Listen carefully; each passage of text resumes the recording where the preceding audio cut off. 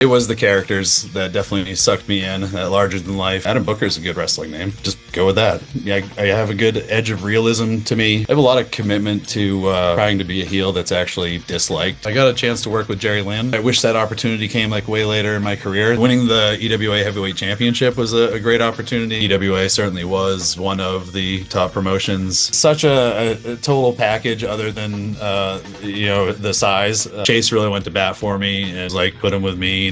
Try and bring back that atmosphere in a way. A promotion run by wrestlers, like for the wrestlers. Try to stand out from the crowd and not look like the rest. It was a pretty make or break period of time in Chaotic for me.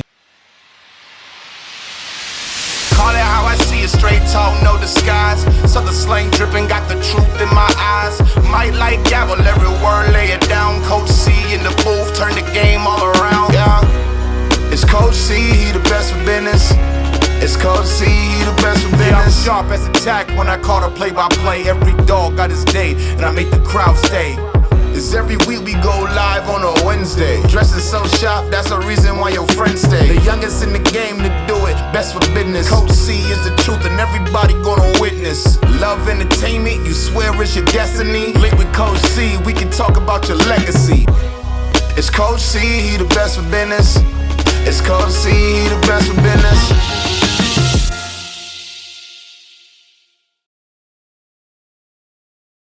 All right, everybody. Hello and welcome to another edition of Best for Business. My name is Chris Sanders. I'm pumped for this one. Adam Booker, thank you so much for joining me. Yeah, no problem. Thank you. Appreciate you having me. When we talk about New England legends and OGs, you're somebody I've always wanted to talk to. So when it comes to pro wrestling, obviously it was a different time, but what was it about wrestling that made Adam Booker want to get involved with it? Oh man, it was characters really. I watched wrestling since I was like 5 years old, Hulk Hogan era and all that. Um, when I got older, it was the Undertaker. When I look back on it, I didn't, of course, realize it at the time, but when I look back at it, it was the characters that definitely sucked me in, that larger than life aspect of pro wrestling. And yeah, I made this decision somewhere in my mid-teens that it was what I wanted to seriously pursue. So when you talk about characters, like who was your favorite growing up? I mean, Undertaker definitely Yeah. was a favorite, and it wasn't. I mean, even the guys that weren't like, career job sort of characters or clowns or whatnot, were always larger than life. At least the ones that I love, Shawn Michaels and Bret Hart and all those guys. I don't mean to imply, all the Dukes, the dumpster Drosies were what I'm talking about when I say character, but just the major personalities like that always stood out. So Yeah. So you decide early teens that pro wrestling is something you want to do. In your scene, how do you get involved originally? yeah, good question. When it's like the mid '90s when you make that decision, Yeah. there was things are still fairly kayfabed as far as schools go at that Yeah. point in time, despite it being the Attitude Era sort of time period and things starting to get more and more open. But yeah, as far as schools went, that stuff was still kept pretty tight to the chest. So I had absolutely no clue that there was Kowalski's school somewhat in my area. I mean, I was up in Bangor, so it wasn't like it was close to home, but Yeah. somewhat in my area. No clue about that or anything else in the area. So I just happened to have a friend who at the time lived in Illinois and knew of an independent promotion, which is another thing I'd never heard of Yeah. until then. And they had their own school, and so that was like it. I was dead set on going somewhere, and the only other thing I'd heard of at all was like the WWE stuff, like the Shawn Michaels school, which fizzled away pretty quick, and the Warrior school, which fizzled away even quicker. I Yeah. don't even know if you honestly ever had a class or a student technically, but so yeah, it was, between those sort of three options. So I went with the independent one and moved out to Illinois 3 days after I graduated. So you move out to Illinois, you focus on pro wrestling. What's that like originally? Wrestling's the number one goal for you at the time? Yeah, so Wow. I mean, I was already, of course, a hardcore fan. So between still keeping up that fandom and studying and actually training and learning to do it myself, it was 24/7. Wow. wrestling for me. So I dove right in. So you get involved. I'm curious for right off the rip, how does Adam Booker come? Because you talk about loving all these personalities and these characters, but Adam Booker isn't like a guy you see like on the street. So where does this idea come from? I know, right? And it's actually the name I go by in my shoot life too. Um, it's funny. When I was training, of course, what are you going to call yourself is the big thing that everyone worries about, way before they probably even need to. But Yeah, so my full name is Mark Adam Booker, which is funny if you think of the yeah, wrestling terms, both of them in my name. But um, when I was training and being an Undertaker fan, I the name I came up with was Mark Adams. I'll say so. It did kind of two things that it homaged in my mind that probably no one would ever figured out. But yeah, being Mark like the Undertaker was the Undertaker reference, but also kind of doing what Shawn Michaels did with his name of like pluralizing a middle name or a different yeah. part other than my last name and making it my last name. So I thought that was fairly creative and good enough, and didn't even have character in mind at that time specific to it. But when I talked to my trainer about it, he was just like, Adam Booker's a good wrestling name. Just go with that. I just was like, okay, Wow. I guess you're the one in charge. All right. Um, yeah, it's funny. So it's like I say, looking back, I see it's the characters that won me over. At that time, thinking about these things, I wasn't that clued in and that consciously aware of that's what, was the appeal and that's what really makes money. Um, so yeah, I mean, to me, the character was always just the asshole that wanted to be the best wrestler in the world, which, sadly is what way too many people's characters are. So it took many years before that really developed and turned into something that was actually like, my personality and whatnot. When you look at wrestling too, I'm curious, what do you think made Adam Booker stay long or around for so long? Because when you look at independent wrestling, you've been in the business for so long. People change personas and names left and right, but you've stayed by Adam Booker. What do you think it was about? Yeah, I mean, I have changed like monikers over Yeah, the years, and that does relate to personality changes and whatnot in the ring. But I don't know. I think it kind of helped me connect with a crowd, whether it was 2002 or 2022. It is yeah, I have a good edge of realism to me in the ring. Um, and I guess I have a lot of commitment to trying to be a heel that's actually disliked, yeah, Um, something that doesn't always get enough focus. Um, so I don't know. I think yeah, just kind of being that classic heel, yeah. asshole who's also not cheesy about it, It's not all constant lame, heel nutshot sort of stuff. Um, yeah, I don't know. I think that served me well. I guess it's the Yeah. best I can say. When you talk about earlier starting in the Illinois wrestling scene, I'm curious, what was like the Illinois wrestling scene like, and is there a difference from New England? Yeah, definitely some. Okay. I'm not a great person to ask because I wrestled there for I think it was a little over a year. Okay. And I probably had as many matches in Wisconsin and I think it was Ohio as Mhm. well, with AAW as I Okay. did in Illinois. I didn't get into like the Chicago, Illinois scene much at all. Or that region in general. Yeah, it was definitely different. Where I was and what I was involved with was a lot of very old school sort of stuff. It was like the sort of promotion, that most of the names they bring in are people from, 10 to 20 years ago that were on TV, honky tonk man, sort of types. And I don't say that to knock it at all, but that was their formula for most of the places I worked. And then most of the people that were like the veterans in the area were also either direct trainees of some of those people or yeah, just really into that sort of style. So it was yeah, pretty classic old school sort of wrestling style there from what I got involved in. But again, man, I think I had 15 matches or something like that in the area Do total they run match. often down there? Or when you were there? Where I was not very often. No, it Okay. was it was it was around, I'd say, 4 to 6 times a year. So, So you graduate, you move to Illinois, you start wrestling down there. When does the idea come back here? Come to New England, start. it's hilarious, but it came from seeing the MTV True Life I'm a Pro Wrestler with the EWA in it. Yeah, wow. And that was my realization of like, wait, there's something like in my backyard, and I moved halfway across the country. So that the I guess the realization that there was somewhere I could go with wrestling back home was where it all started, and it wasn't too long before I moved back. This time settling in Portland, Maine, to a little more south, closer to everything. What do you remember about when you go to EWA, those early days for EWA? That everyone was so young compared to now. Yeah. It stands out.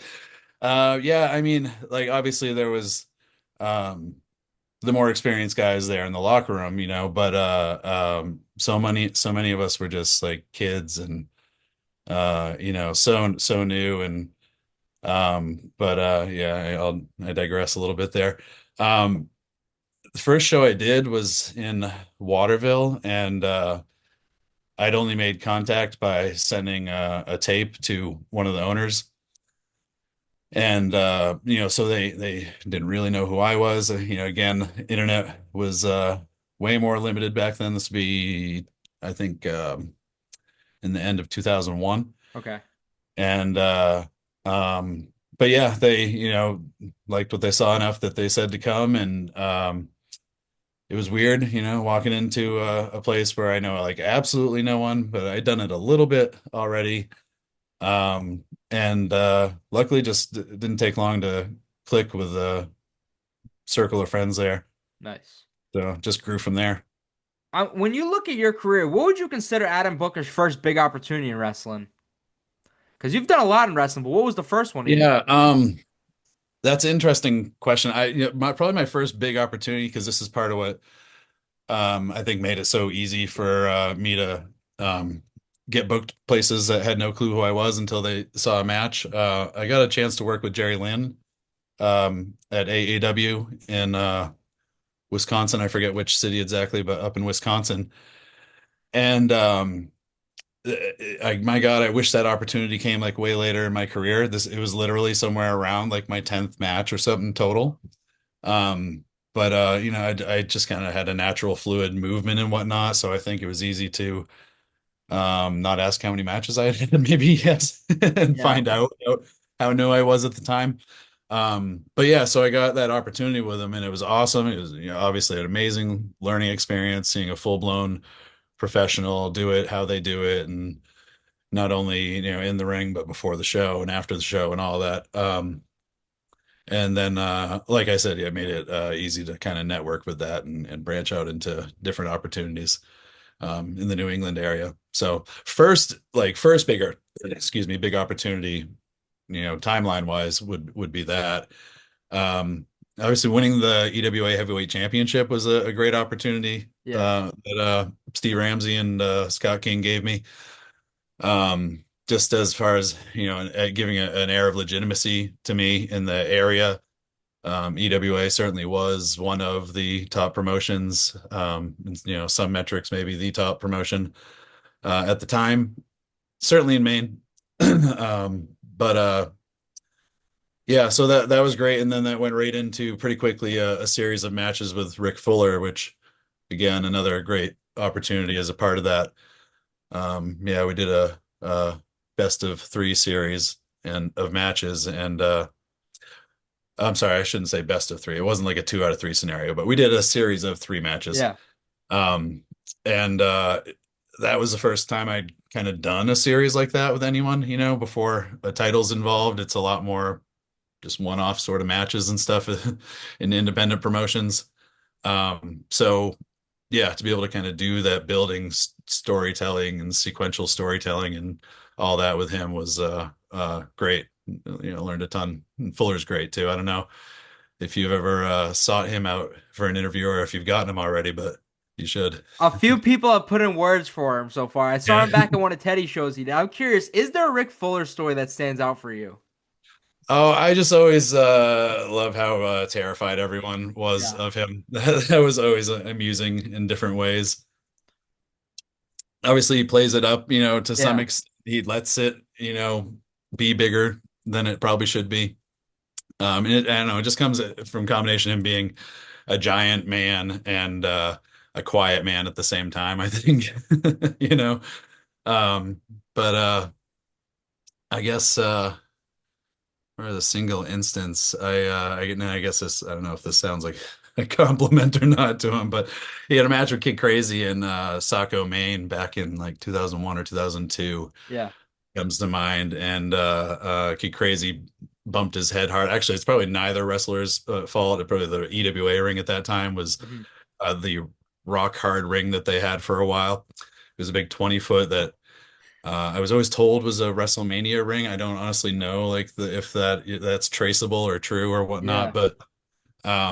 but it was hard as hell. And I forget if it was choke slam or power bomb, one of those big bumps. Crazy bumped his head a little hard and got concussed and never stopped complaining about that one. How does the idea for you to team with Kid Crazy come about? Just from us being friends, Okay. so much. Like when I say that there's a, circle of people I clicked with pretty quick, he was one of them. It was, I guess for the most part, it was Kid Crazy, Frankie Armadillo, Johnny Curtis, Damian Houston, who's, Brian Mayott's brother, Damian Yeah. Houston. I saw that reaction. Um, I haven't heard that name in a while. yeah, yeah, he was great. And then eventually Brian, his older brother, became part of our group more too. He Mhm. wasn't right away just because he was a little older and um, I forget if at that point in time he might not have even started training or if he had, he was super new. Yeah. But yeah, yeah, yeah, that was kind of the core group of friends um, and, we not only were on all the EWA shows together, but many of us were going down to Massachusetts for shows. Crazy was on all of that stuff, and we just love working together in general. So, I forget if it came from a promoter, if it came from us, but yeah, it was Wow. more inevitable than anything. When you talk tag teams, what about Dr. Heresy? Was that like the same instance too? Similar, but that was a little more like he had done Mind and Matter before with Don Juan DeSanto, and Wow. yeah, and right around the time where basically the end of his Don Juan's time wrestling in the New England area, his end of his run overlapped with like the start of my appearance in the area a little bit. So we worked on some shows together, but not a ton. And then he was gone, I think, down to Florida. Mhm. Uh, and so it was just kind of like the gimmicks open, and Heresy and I, got along pretty well, pretty quick as well. So it was just like, yeah, you want to be the matter, the Wow. mind is looking for some matter. Yeah, so it was easy to step into the role. He already had the coat made up with mind and matter on it. So Nice. yeah.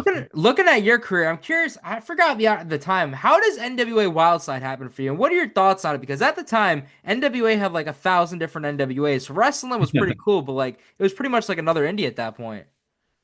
Yeah, it had gotten kind of that point, except for say Wildside, and I'm sure there's probably a handful of others that were doing decent business and whatnot that are running under the NWA banner. But for the Yeah. most part, yeah, they were just like little indies. There was one in like every state, sometimes multiple. Yeah, yeah, sometimes multiple, You ever definitely. do NWA? What was it on Fire? Is that the one that used to be in Maine all the time? Yeah, I didn't. That's the Savoldi's, right? Yeah, oh yeah. It's funny, man. So many of my friends will can rattle off stories about them and whatnot, and it's just one of the places I just happen to never Wow. go to and never encounter. So I don't have any good NWA on Fire Yeah. stories. I did wrestle for the later on. Was it NWA New England that was Yeah. running under? Yeah. Yeah, yeah, with Rumble or after yes, Rumble? exactly Nice. that one. Yeah, but not on Fire. Mhm.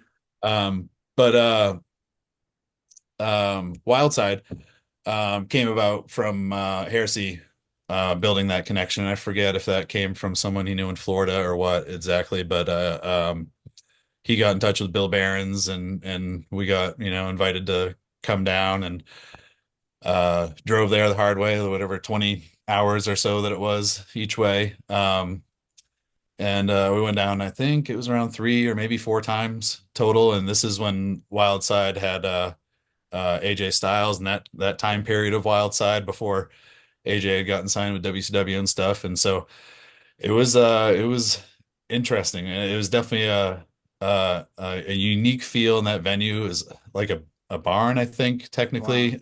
How were the crowds? They were small just from the limits of the building, but Mhm. pretty crazy, pretty into it. Wow. So it had an atmosphere that wasn't like a typical venue like AmVets or even a Civic Center sort of venue. It was rowdier, just the feel of the room, in its own. So yeah, it was good, and they were usually pretty packed and pretty wild. When you talk indies, how does is there a partnership with NWA Wildside and TNA when they're doing Explosion? Or how does this happen when you wrestle Dango? Yeah, so Bill Behrens was handling the booking for their dark matches. Okay. And so yeah, Heresy and I and Kid Krazy and Johnny Curtis and all of us kind of ended up getting TNA opportunities from that Wild Side connection. Nice. Yeah, yeah. So yeah, we, like I said, worked 3 or 4 Wild Side shows, and then he started doing that. I'm sure it was, coming together at the same time, but he started doing that with NWA TNA, and we all started popping up over there over Wow. the next year or two, really. Wow. Yeah. Earlier, you mentioned originally you talk about the New England Pro Wrestling Academy. At the time, you talk about Killer Kowalski's school. But how does, after all these years later, how does chaotic wrestling come to be? Because at the time, and even like still to this day, but chaotic at that time was like chaotic homegrown talent only. Yeah, I mean, what do you mean? How did it come to Yeah, be how does your opportunity for like chaotic it come is to be? now? No, how did Right. for you to originally wrestle for chaotic? Oh, for me.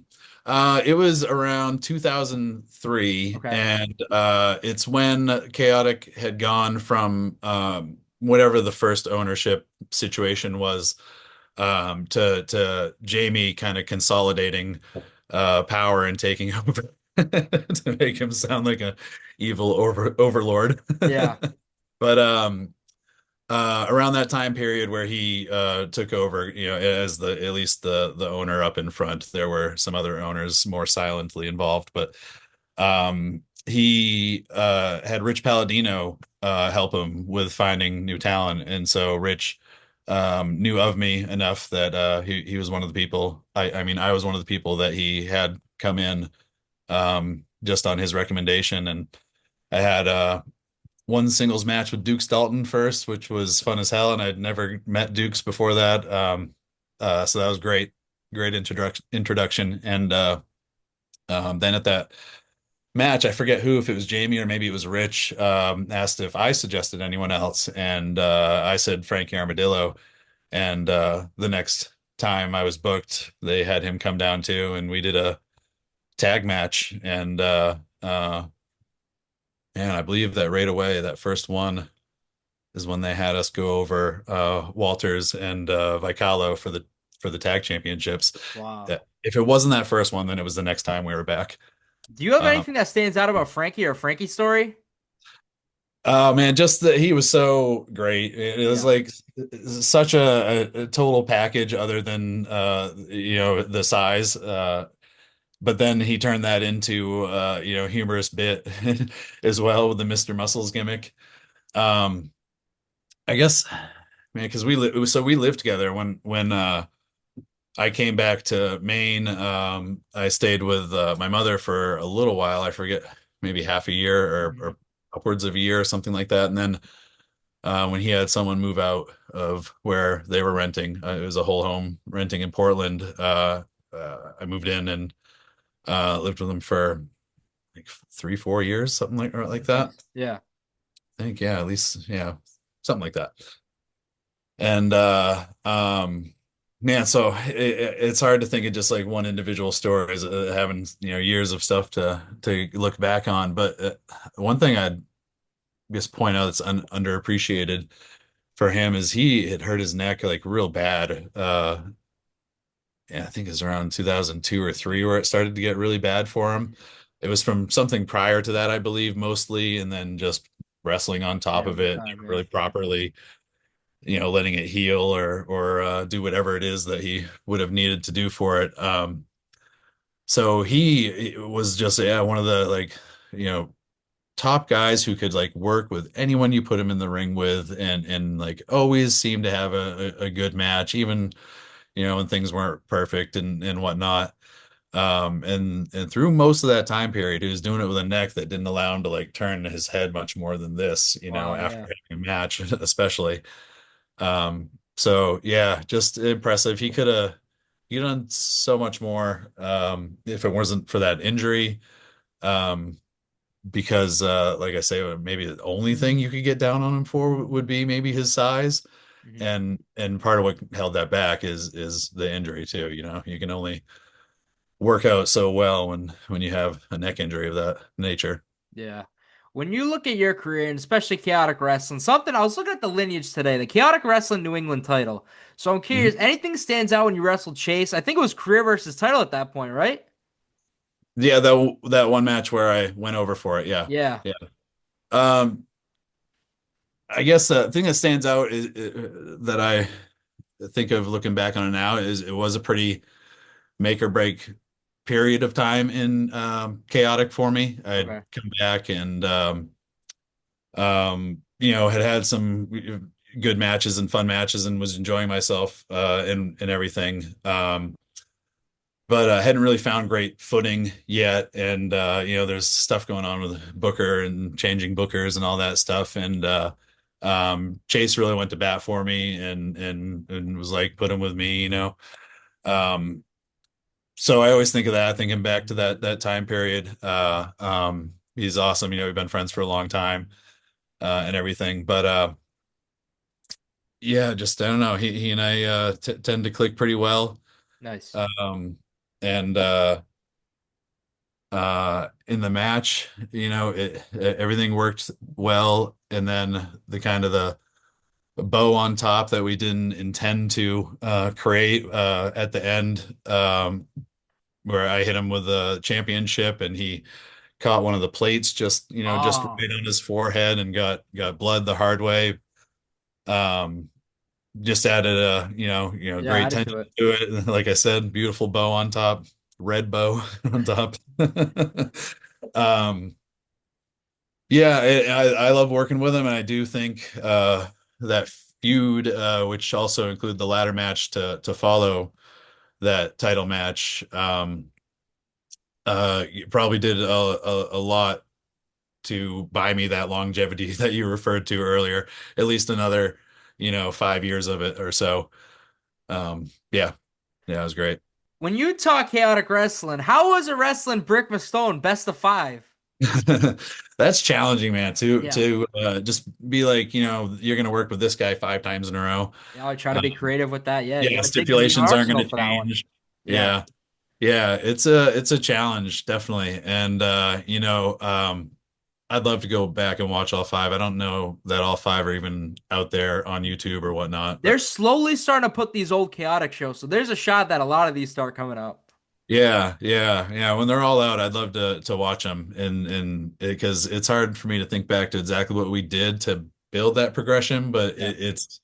it's I know I liked the challenge at the time, because that long-term building that you can do, as well as all the short-term stories in between.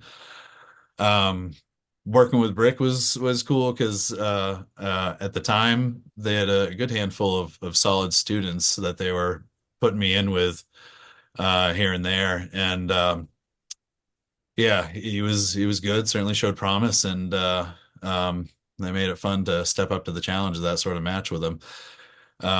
I don't know what it was that made him go away from wrestling, but it wasn't incredibly long after that series of matches that he stepped away. I don't know. Have you ever heard the No, story? I remember when I started first going to shows, I was like 12 years old. He was going a lot in Providence. It was Wrestle Party, it was called. Sully Banger used to run those.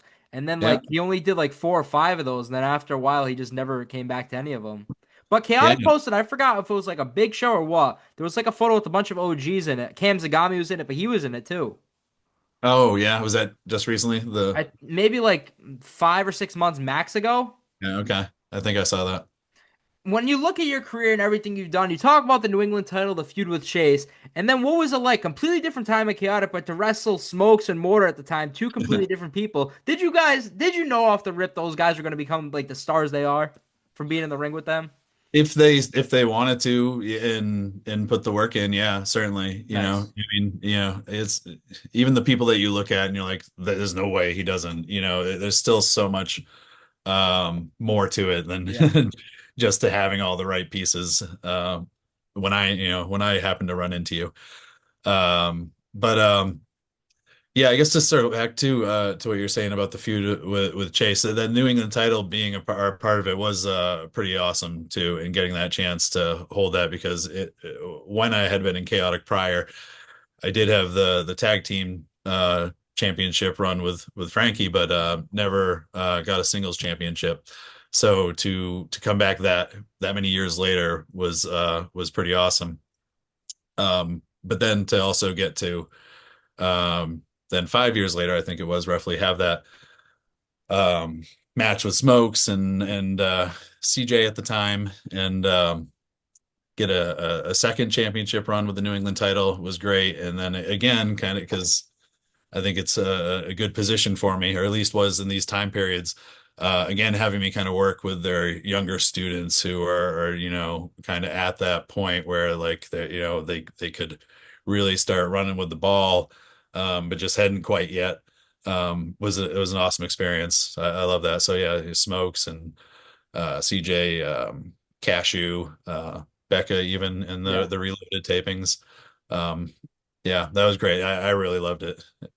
But Right off hopefully, the I was gonna say right off the rip, we're gonna get into the New England title and all that. But how was it during the pandemic originally for you? Because you wrestled for Chaotic for Reloaded and then Limitless the Road. So how was it for you for wrestling? yeah, it was weird. It was Yeah. certainly weird. The road with Limitless up there was entirely um, wrestlers and whatnot out there in the crowd, in masks and sitting like far apart. Hmm. Maybe 15 to 20 people roughly around the ring. Yeah.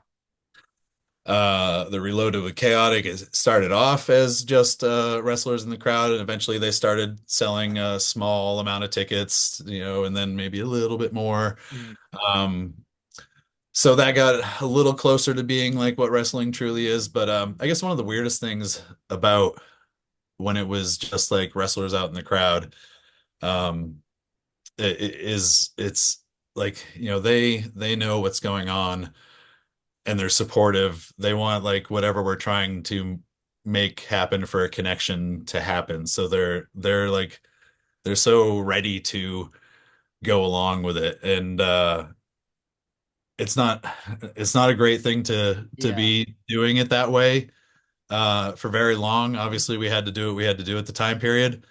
But if that's like the state you're always wrestling in, it's not honest feedback. Yeah. I think could develop, pretty horrible habits that aren't actually successful if you were stuck doing it in the long run. So luckily it only lasted so long. Wasn't Chaotic, I forgot how what Chase was saying. Wasn't Chaotic like, say, if like a Bear Bronson came in, they filmed all of Bear Bronson matches like all in one? Like it wasn't like how's the episodes were coming, the matches in order? Yeah. From what I saw from my perspective, Randy with the Limitless tapings, it was all about just getting as much as possible into the can. Because Uh, didn't Randy start in the dojo first? yeah, I think so. Yeah, I Okay. believe. Yep. And I don't know that he had a lot of progression planned out in advance. Maybe he did more so than I was aware of. It seemed more about just getting as many matches, filmed and having them to be able to release over time. Um, Chaotic tried to plot things out a little bit more, and part of that would be when they had someone in like Bronson or I think Casanova, at that point wasn't around a ton, and but when he came in, they'd film a bunch of his stuff. So there were times where what was it? I think I won the New England championship in that three-way, Yep. and then I filmed my match with Casanova next, like my very first title defense in my mind's Yeah. progression was him. because he was going off Yeah. to WWE like the next week. Yeah. Um, and then I filmed some other ones with like Elia and I forget who exactly that ended up airing before that Casanova one technically. But yeah, they had stuff plotted out Yeah. somewhere on the whiteboard probably. Looking at your career, I asked you about this today. How does I wasn't saying how is the opportunity, but how is the experience wrestling Road Warrior Animal? Yeah, I know. It's great you asked that because I had no recollection in the first place. And then yeah, I mean it was interesting with AWA in New Hampshire. They had a similar format to like I was mentioning in the Midwest of where primarily they're bringing in older names that were on TV 15 plus years ago. And then the veterans around the locker room are also older and ascribing to that approach and wrestling style. Yeah. And yeah, so it was like any given night you could happen to be stuck in something Yeah. wacky that you never would have saw coming. 8-year-old you would have never imagined happening. But yeah, I'd totally forgotten about the one with Animal until you mentioned it, and I saw that on paper. Like, oh my God, that's right, Captain USA. I remember being there. Tony Atlas. I remember being. I totally forgot that Animal was the third one on that team. Um, Unfortunately, with those guys at that point in time, I mean, it's a six-man tag, right? Yeah. Because they don't really want to be in the ring much more than 30 seconds or Yeah. so They're at a not tagging time. the finish. Yeah. Yeah. So this may be why it doesn't stick out in my I memory. was gonna say who I took didn't the heat remember. in I that didn't have match of the three. yeah, yeah. I didn't have a ton of interaction with Animal though, if I remember. Did you find I footage of think it? I think Or? it could be up there, but I was gonna say like in that 6-man tag, like which guy is taking the heat? Are any of them? Yeah, yeah. Of them, yeah. It must. Who was it? Maybe Captain? I don't That's probably know. why Captain USA was in there, because yeah, that was Lobster Man is Yeah, Captain. Wait, right? It was right, yeah. Lobster Man? Yeah. Um, yeah, it had to have been him. And So then that's who 80% of the match was with, probably. you mentioned it to me. I had no idea. I haven't had anyone interviewed about this. Yeah. How was it wrestling Greg the Hammer? That was interesting, man. He was Yeah, very slow moving at that point in time. Um, Often pretty heavily sedated. But smart as can be. And when it came to, match time, he was ready to go. And um I mean, obviously it wasn't a ton called. It was the transitions, and then we just, went out there and filled it in between. And similarly, he was, on the apron for a lot of it. yeah, But it was cool, man. Great experience, for nice. sure. You know, How was EWA teaching you? Was that on the fly to call matches, or is that like everything prior, pre-planned? Back then, Yeah, like, what how'd was you it? learn? Yeah. I where I learned, I mean, like I said, it was only a dozen or so matches before I came back to this area. So I was doing a lot of calling, 80+% of what was happening out there. Um, at first. And then when I came back and got working with like, the people I've listed off already, and learning from them, and, it really got to be a balance of like, it was pretty 50-50. Like, Yeah, um, calling the important stuff, but knowing the things that we can just leave, like we're going to fill this much time with this sort of thing, heat, whatever. Um, and it helps a lot to like build your bag of tricks and whatnot too. So, training summit with EWA had a school at the time, training some with there, getting down to then the CTC, training there and just building that bag of tricks so you have stuff you can whip out and all the motions and how to pull someone through it if you have to, or you're working with someone who also has a similar bag of tricks and knows what you're talking about. yeah, Um, really helps with being able to do that. So it's not so much like you're just impromptu creating everything on the fly as you are feeling the situations that you're in, and what pieces to pull out of your bag of tricks, in those instances and everything. Yeah. I've asked you for a few people if you had stories, but this one I gotta see if you have a story. Or first, do you remember your first interaction with Scott King? Yeah, I mean, it would have been at EWA. Yeah, Okay. yeah, I suppose. Yeah, it And do you wasn't have long. any stories about him? Oh, just, just he was always great to listen to. Nice. I'm sure you're quite aware he's Yeah. quite a talker. Can sustain both ends of the conversation for you if necessary. Um, we just always loved listening to him because he was hilarious and he has that Massachusetts accent that he has like to the full extent. Um, so he just always cracked us up. To us, he was him and Ramsey both were kind of like our father figures in wrestling for a lot of that group of friends I mentioned. Yeah. Um, he's the one that lived down in Massachusetts, so we only saw him at shows, so he was a little bit more enigmatic than Ramsey was. Because Ramsey was right in Portland with us. Yeah. Um, and just I don't know, I always remember just sitting in the locker room and just listening to him, run his mouth and bitch about things and and just enjoying it. Um, I guess as far as a specific story goes, man, I don't know, that's hard. Yeah. Um, yeah, sorry, and that's 20 years ago roughly. Yeah. Hard to get too specific for me, but Is the last match that you have as of right now that six-man tag? it is, which was his retirement match, and I think Ramsey's, technically because he came out of retirement or something for it. And as of now, it stands as my current unannounced retirement match, unless something changes. Was it hard to pull you out for that one, or because of the people in that match, it was easier? No, it wasn't hard to want to do it at least. Okay. Yeah, it had been about a year from the match I had last in Chaotic, which was um, against Mortar, and it was his last title defense before he would, I think, become the longest reigning champion, if I Yeah. remember right. Um, so it was the only thing I guess that made me think at all about like, should I, shouldn't I? Was how kind of perfect that scenario was as a last match.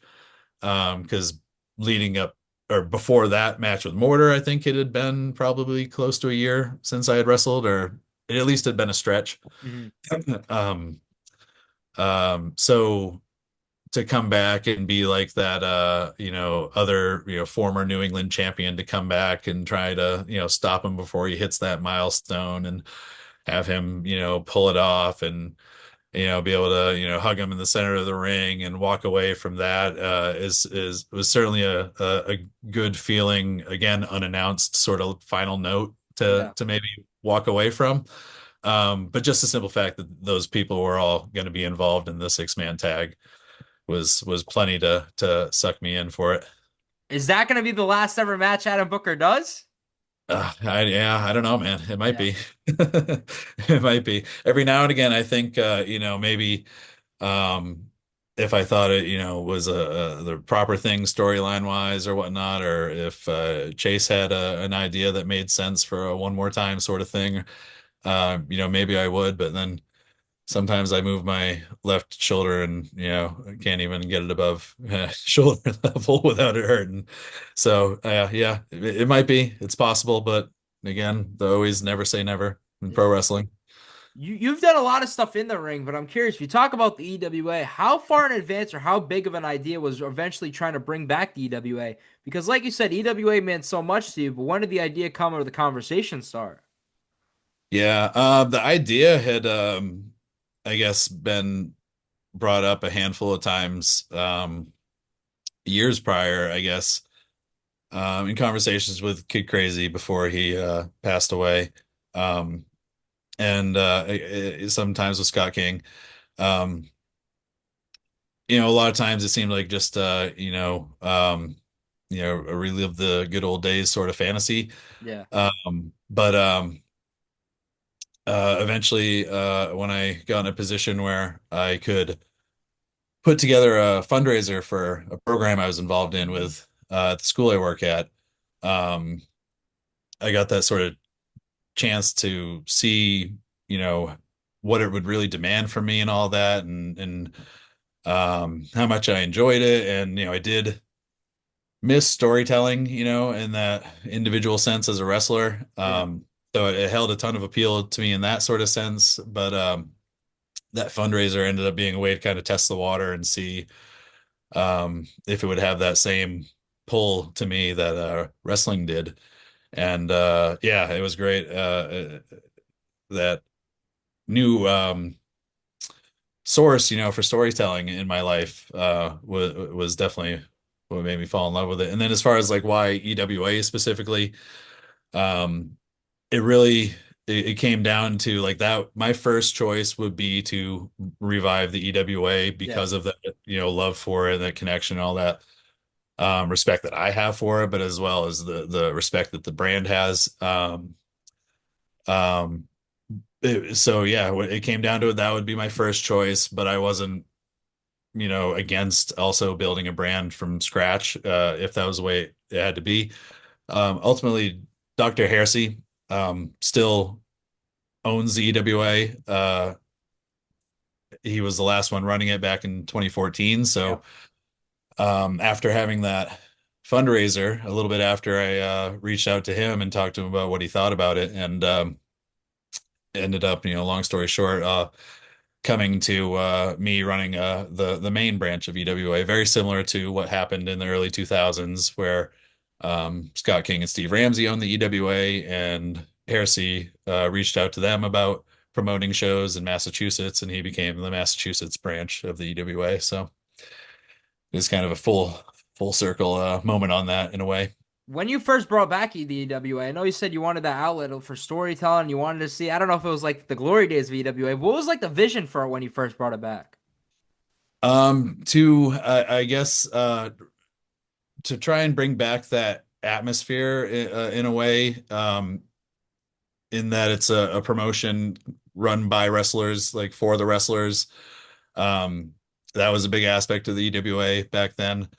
And also to just try to stand out from the crowd and not look like the rest, Yeah. that was an interesting challenge of it. And I think the EWA back in the early 2000s did a good job of networking and using people from around a wider area than a lot of other places, reached out to.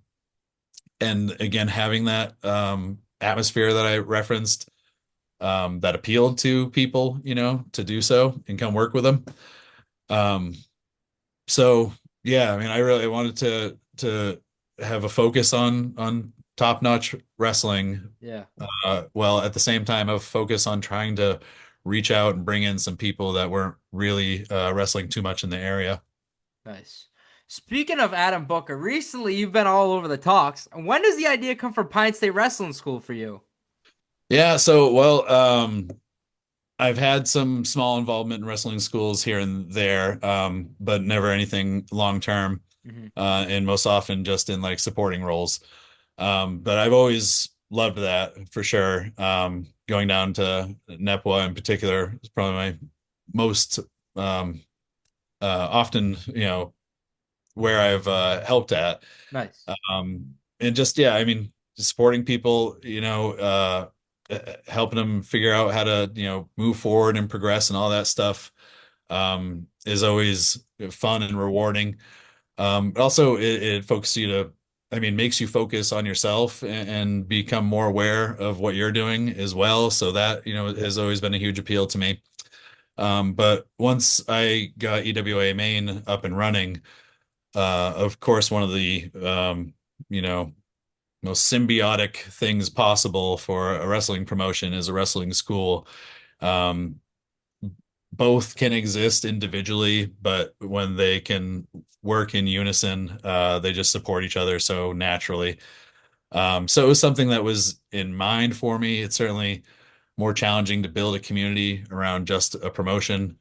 But it's not the sort of thing you can just force to happen. You got to wait for the right pieces to line up and all that stuff. So it was a little while ago now. Randy and I talked a bit, and it basically just came down to, if when we can find the right building, like, yeah, let's do something. And so it was, I don't know, somewhere between 6 to 12 months of just looking at places Wow. before the right one finally popped up. And then it was like, well, all of a sudden we found the right place, man. Let's do it. And the ball rolled quickly. Mhm. All of a sudden, yeah, here we are, wide open. How do you think of Ace and Hazard as the coaches? Oh man, I mean, just think of who's the best in the area Right. is, both of them are top-notch talents, Yeah. tons of experience, not just locally, but with, all around the country between both of them.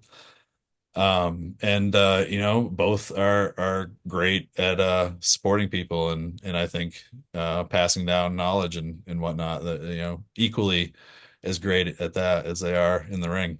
Was So coaching it's and giving pretty back, natural. like I was gonna say, was coaching and giving back? You mentioned it's something that you eventually wanted to start doing in wrestling. Yeah, have always enjoyed it whenever I've done Nice. it. I mean, even back in the early 2000s when I go down to the CTC, on occasion, I'd be asked for input, just having wrestled around for a few more years prior to going there. Just kind of put me in that situation. And I liked it then, even when I probably wasn't qualified to be giving too much feedback. Then when I came back and was going down to the New England Pro Wrestling Academy, same exact place, new name. Um, that's when I really realized, like, yeah, no, I love this. This is great. Yeah. And yeah, yeah, it was definitely something I wanted to do. Nice. Going Yeah, into whether the it's new a supporting role or as a co-owner like now. I was gonna say, yeah, going into the new year, you're doing a lot right now, whether it's EWA or the wrestling school. Do you have any goals or just keep it going, building the brands for each? What do you want to do going in the new year? Yeah, that really is the goal, Nice. is to keep building both of these brands. Now that we got the synergy between the school and EWA Main as well as with Limitless. Yeah, now it's time to just build it, get it more rock solid and build the fan base and yeah. Nice. Well, Adam Booker, I can't thank you enough for joining me. However, every interview of Best for Business has ended the same now. The day you decide it's all done, which you had a match, you said it might be your retirement. I don't think it's going to happen. Never say never. But the day you decide it's all done in wrestling, what do you want your legacy to be? Oh man, I'm old enough to sit around and think about when I'm dead. So I can't say I directly think about legacy so much, but to to be remembered would be nice, when Yeah. I eventually am physically wiped off the face of this earth, to have people that remember me and do so positively is just, I don't know, I guess it's the best you can really hope for in death. Well, I can't thank you enough. I was telling you, like in class, I was watching your matches. I remember in high school and middle school. So the fact all these years later, I can say I talked to you. I remember last year I was doing breakdowns of the EWA shows. The fact we did this, thank you so much for doing this. Yeah, no problem, man. Thank you. You're doing a lot of good with what you're doing. It's great. It's great entertainment, but it's also great historical archive Yeah, of what's going on. So I really appreciate it, man. Thank you as absolutely. well. Thank you for doing this, and thank everybody for watching this episode. This was Best for Business. Thank you for watching this episode of Best for Business. Don't forget to like, comment, and subscribe.